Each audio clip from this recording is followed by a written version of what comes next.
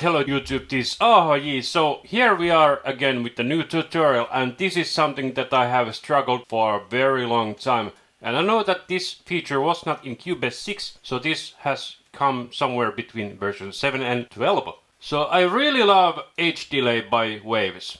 This is a very good delay plugin, but every time I use it and open it, it gives you this static analog noise modeling, and I really hate it. So every time I open it, I always turn this off, and I think it's kind of mood that I have to do it every time. But I noticed that at some point they have this save as default preset.